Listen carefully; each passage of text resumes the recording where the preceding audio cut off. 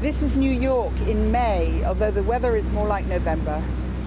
I'm on a ferry, chugging up the East River towards Randall's Island, the site of the first Frieze New York Art Fair.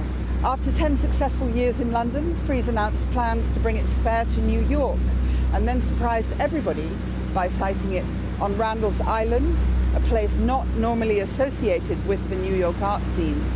On landing on the island, visitors make a short jaunt toward a large serpentine tent designed by Brooklyn-based architect So Il. But before that, they have a chance to tour through an impressive sculpture park with pieces by Louise Bourgeois, Subodh Gupta and others.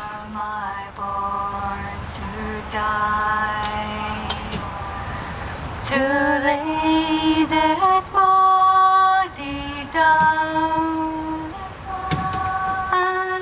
Once inside, visitors can meander through more than 180 galleries from 30 different countries, exhibiting and selling some of the best of contemporary art today. Many galleries have come to believe that their presence at Frieze London is essential.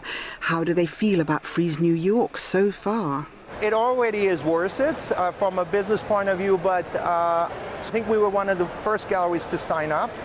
And I think New York such an art capital, such a great place for art. It's definitely a city that should have a great art fair, and I really hope this will be the fair. For the last 10 years, Frieze in London has provided a platform for individual artists and for younger galleries. And for some young gallery owners, bringing the fair to New York City was as important as the fair itself. Most importantly, come to the biggest city of contemporary art in the world, most importantly. Secondly, Frieze New York is a great energy. I think it's the first time they're doing it, and we wanted to open our program out to a whole new set of collectors. And this is the best way to come to the US. I think for us it's exciting to be here. But for these smaller galleries, whether they've travelled from as far away as Calcutta or even Los Angeles, these fairs are quite a risk. Everything's a risk. You have to do fairs to get a chance at new collectors and critics and curators, and to develop the brand of one's gallery, just to be more familiar to others who sometimes are deciding whether or not you're going to do another fair. Some critics say that big art fairs like Frieze are anathema to a deep engagement with art, to the long-term commitment of buyers and dealers, and to the development of relationships with artists.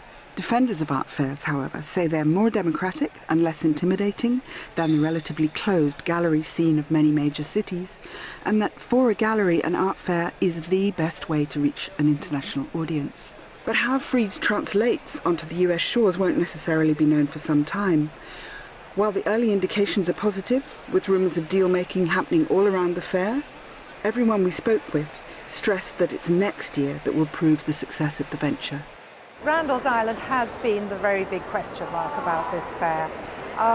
New Yorkers don't like crossing water. They'll cross water to go to JFK, and that's about it. Or they'll cross water to go north to their country residences for the weekend. So the question is, will New Yorkers adopt Randall's Island? And if this works out, if people come back the second year, because that will be the important point. Everyone will come the first year because there's curiosity about it, it's a bit of an adventure, but they have to basically, they have to stay the course, and that it's only really at the end of this fair, when everyone does their accounts, that we shall know whether they want to come back.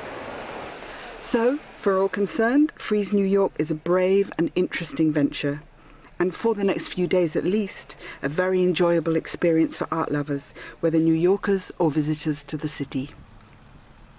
Jan Daly for the Financial Times in New York.